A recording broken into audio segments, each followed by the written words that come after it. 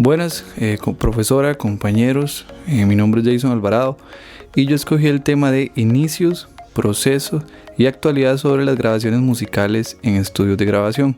Entonces vamos a iniciar. Como primer tema vamos a ver lo que es la historia de la grabación sonora, que dice que da inicio con los tiempos de Edison y Berliner, en la que se usaron procedimientos mecánicos en soporte de cilindro y discos. Una segunda en la que la existencia de la electricidad permitió la grabación electromagnética en soporte de cintas y cassette. Y finalmente la grabación digital, que se lleva a cabo por procedimientos informáticos, soporte de disco compacto, o ahora hay un sinfín de soportes para poder grabar usted lo que es ya la grabación digital. Los comienzos de la grabación sonora fueron, dice que en 1877, cuando el norteamericano Thomas Alva Edison patenta un aparato al que él mismo le llamó máquina parlante, que era el fonógrafo. Entonces las primeras palabras pronunciadas y grabadas por Edison ante su fenómeno fueron las de la letra de la canción infantil Mary Had a Little Lamb, que dice Mary tenía un corderito. Y seguro ustedes se preguntarán qué es el fonógrafo, que dice que permitía la grabación y reproducción del sonido de forma que un largo tubo o bocina captaba las vibraciones del sonido y las transmitía a una membrana. Las vibraciones de esta membrana eran a su vez transmitidas mecánicamente a una aguja que dibujaba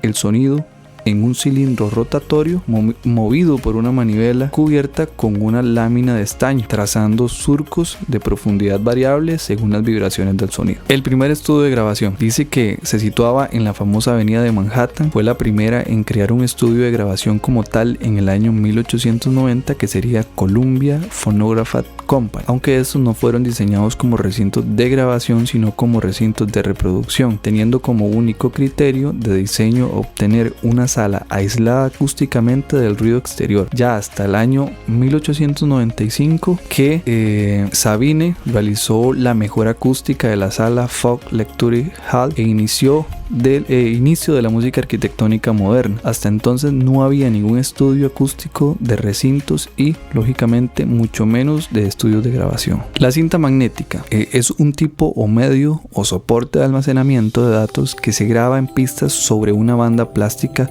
con un material magnetizado, generalmente óxido de hierro o algún cromato. El tipo de información que se puede almacenar en las cintas magnéticas es muy variado, como video, audio y más. Los principios de la grabación magnética fueron obra del británico Oberlin Smith en 1878. El primer dispositivo de grabación magnético fue el telégrafo, que fue patentado por el inventor danés Valdemar Poulsen en 1898. Dice que hizo una grabación magnética de su voz a lo largo de un alambre de piano con el fin de dejar un mensaje grabado en la central telefónica cuando no se encontraban a los usuarios en casa, para la compañía donde trabajaba como técnico.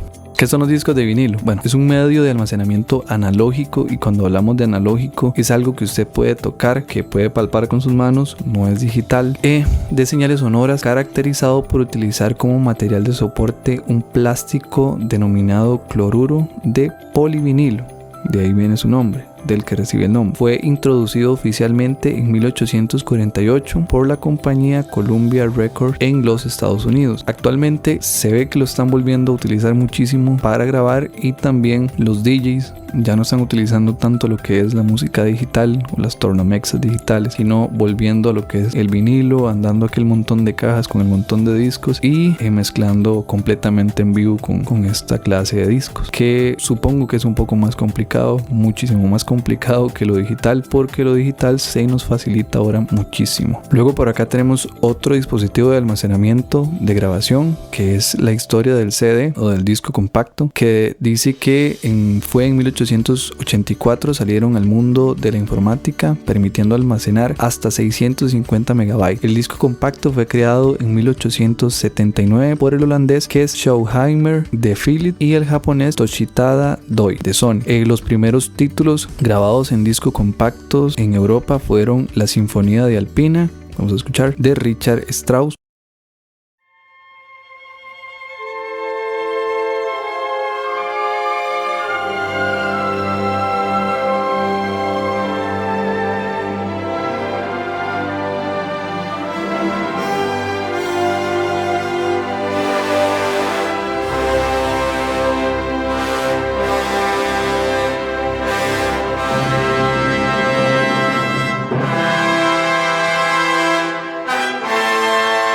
compases de Frédéric Chopin interpretados por el pianista chileno Claudio Arrau. Vamos a escuchar también.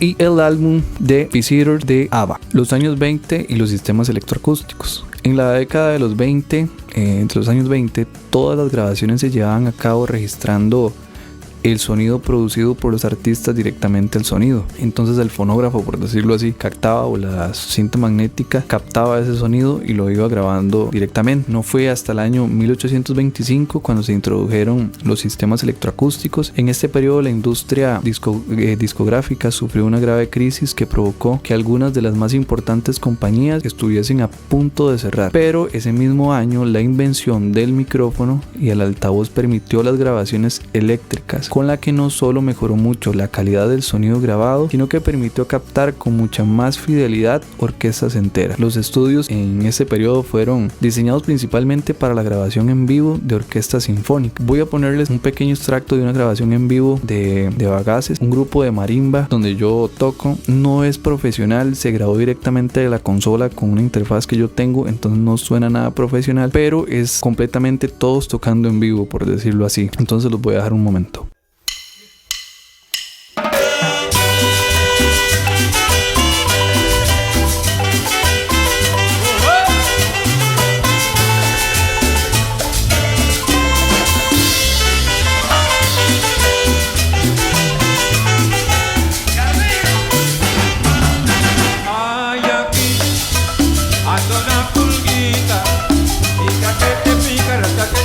Sin saber por qué será, ya te está pulquita, ya te tiene el loco con tu vacío.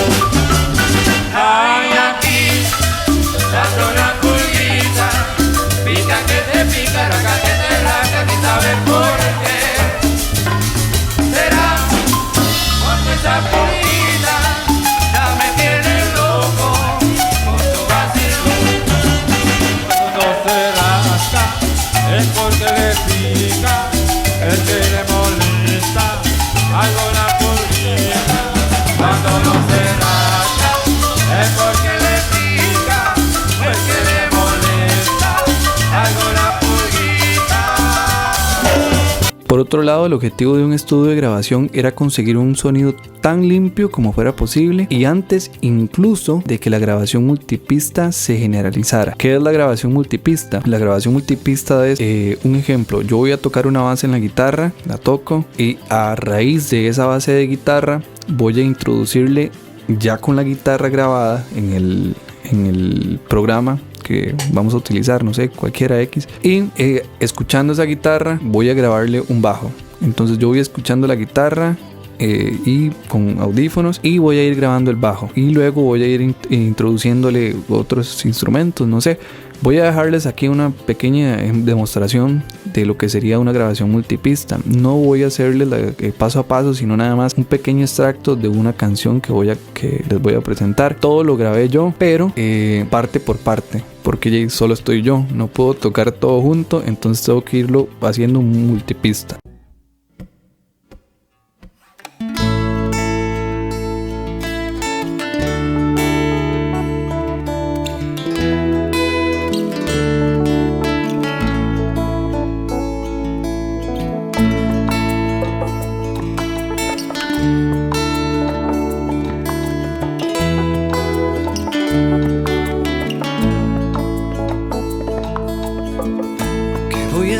Si apareciste, si tu mirada fue un océano, mi amor, si solo me llena tu alpiste, si te me hiciste primavera de una flor,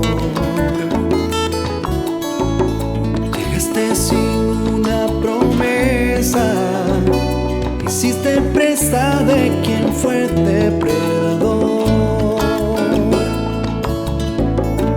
Me enredaste en la tristeza, cual marioneta entre los hilos de tu amor. Y soy un títere, un títere, un títere. ¿Qué voy a hacer si soy un títere? Un títere, un títere.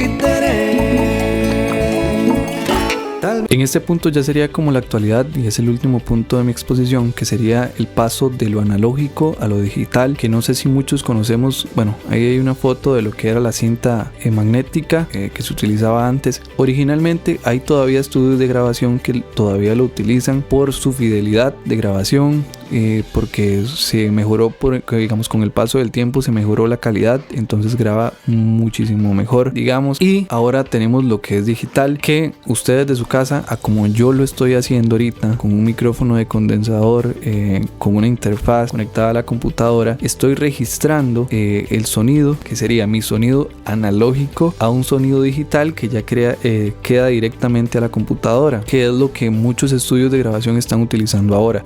Grandes consolas digitales que lo conectas a una PC, a tu computadora, y empezás a grabar, le conectas a la consola, le conectas todos los instrumentos que quieras y hacer la grabación. También existe lo que es los dispositivos MIDI o sonidos MIDI que podemos encontrar, que son sonidos que están en igual en un software, y con un piano puedes hacer una orquesta completa o un conjunto completo. Si no tenés una batería, en el piano lo vas a encontrar. Si no tenés un bajo, que anteriormente el audio que sonó, yo no tengo bajo eléctrico, lo hice con un dispositivo MIDI y se ha modernizado demasiado. Hay ventajas y desventajas de eso. ¿Por qué ventajas? Porque tal vez no ocupamos tanto espacio para tener un montón de instrumentos.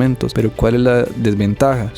La fidelidad, que no es lo mismo tener un bajo y a una persona que esté tocando aquí bajo, que va a tocar mucho mejor y el sonido es mucho más real y es como un poco más, por decirlo así, personal.